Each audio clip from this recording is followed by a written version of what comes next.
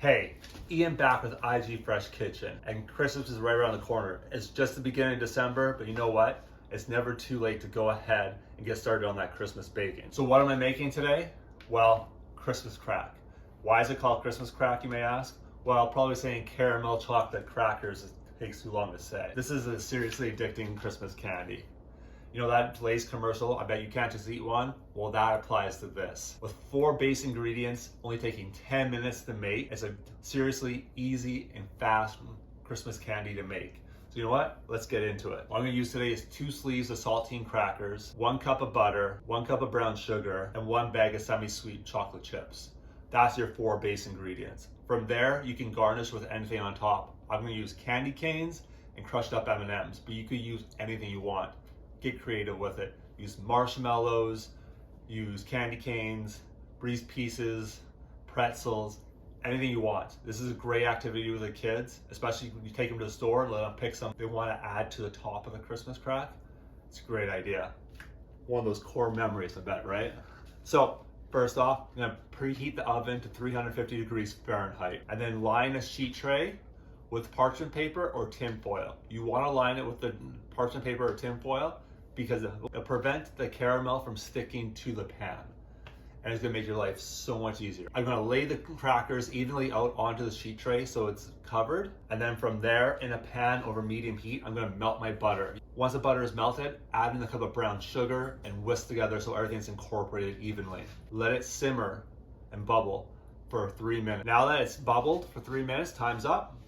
Ding! Pour over your crackers and then spread out with a spatula. Next part's important.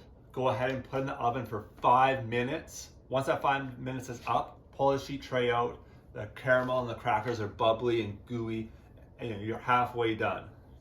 Take that semi-sweet chocolate chips, sprinkle it evenly over top of the caramel, and put it back in the oven for 1 minute. This is just to melt the chocolate chips and make it easier for you to spread out. Once that minute's up, take it out of the oven, and just like that caramel, spread out all the chocolate evenly across the top of the crackers. Is it caramel or caramel? I'm not sure.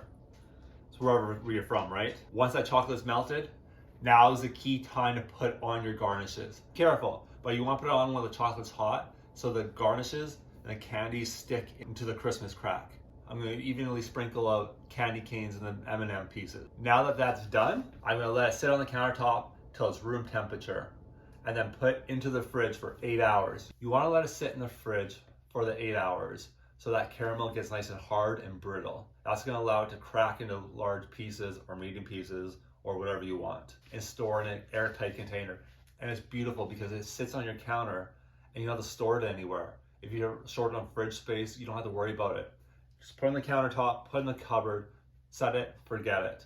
When you want a quick snack, your kids are hungry, or you're like have a bit of a sweet tooth, you know what? Pull that out, have a piece of Christmas crack.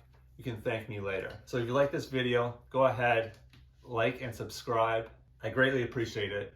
I'll see you on the next one. Your Christmas crack. Sophie, go lie down. Go lie down. Dogs just wandering around doing what the fuck they want.